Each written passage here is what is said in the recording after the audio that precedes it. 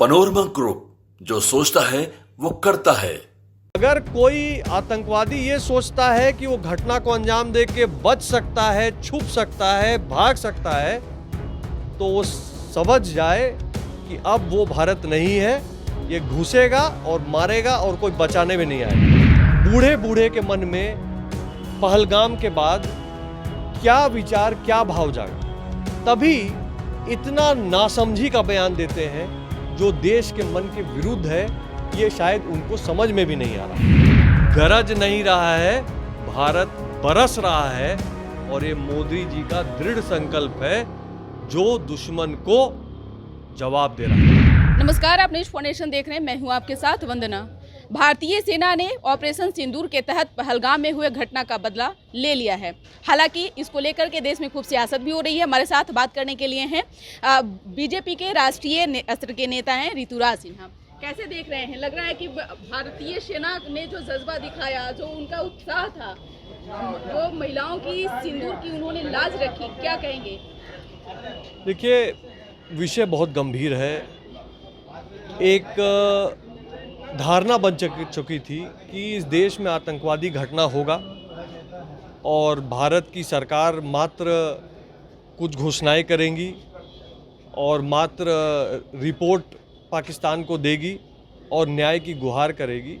ऐसा एक ढर्रा कांग्रेस की सरकार ने लंबे समय तक बना के रखा था। मोदी जी के सरकार में आने के बाद से ही ये स्पष्ट है कि टॉलरेंस आतंकवाद को लेकर 0% है, और खाली बोलने की बात नहीं है, करने की बात है।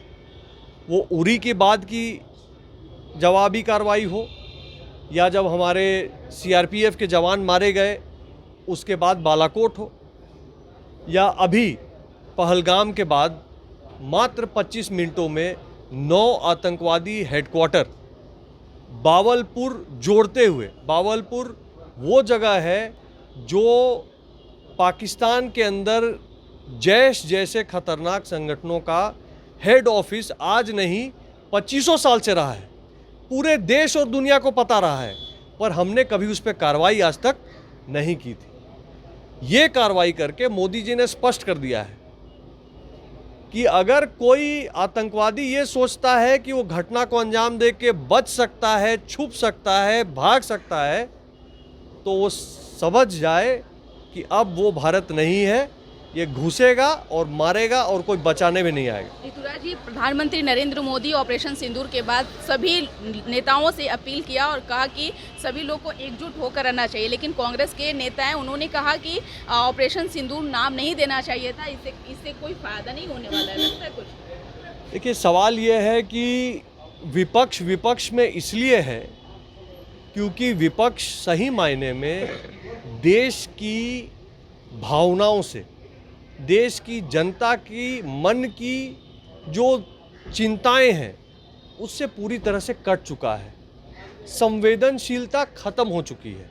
वो सिर्फ राजनीति कर रहे हैं। उनको दिख नहीं रहा है कि देश के बच्चे बच्चे, बूढ़े बूढ़े के मन में पहलगाम के बाद क्या विचार, क्या भाव जागा, तभी इतना नासमझी का बयान देते हैं जो देश के मन के विरुद्ध है। ये शायद उनको समझ में भी नहीं है। मोदी है तो मुमकिन है। मोदी जी ने कहा था कि दुनिया के आखिरी छोर के अंत तक ढूंढेंगे, और जिन्होंने हिंदुस्तान की बेटियों के सिंदूर को छीना है उनको ऐसा करारा जवाब देंगे कि अगले बार ऐसी हिमाकत करने की कोई कल्पना भी ना कर पाए।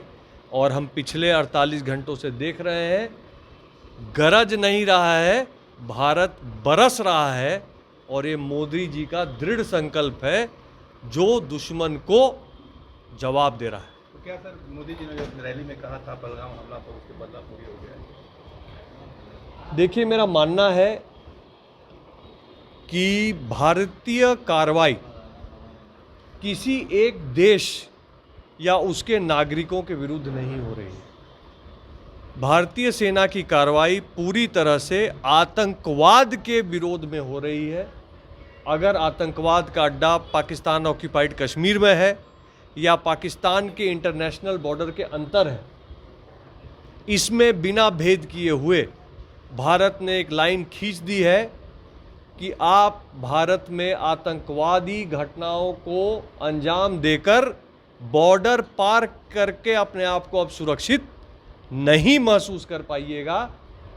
डर जनता के मन में नहीं, डर आतंकवादी के मन में हो, ये मोदी जी ने सुनिश्चित किया। फिलहाल तेज प्रताप यादव भी सोशल मीडिया पर उन्होंने भी पोस्ट किया कि हम भी पायलट सीखे हुए हैं, अगर ज़रूरत पड़ी तो हम भी जो है देश के लिए जान दे सकते हैं अपना।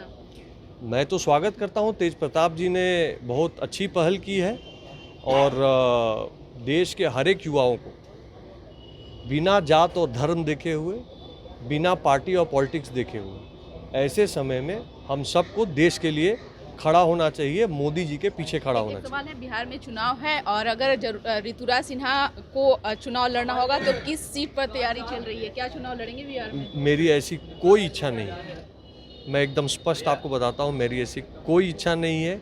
मैं पार्टी का राष्ट्रीय सचिव हूँ, पार्टी ने मुझे बहुत काम दे रखा है, मैं कार्यकर्ता के रूप से अपने काम में व्यस्त भी हूँ, मस्त भी हूँ, मुझे कोई दूसरी चीज़ की ना आशा है ना अपेक्षा है। पार्टी अगर जिम्मेदारी देती है तो आपने सुना कि क्या कुछ कहना था बीजेपी के राष्ट्रीय सचिव ऋतुराज सिन्हा का, जिन्होंने बताया कि अभी हमारी कुछ ऐसी मंशा नहीं है कि हम किसी सीट पर चुनाव लड़ें, हमारी पार्टी जो भी हमको जिम्मेदारी दी है उसका हम निर्वहन करेंगे। इसकर बस इतना ही। बने रहे नेशन के साथ। धन्यवाद।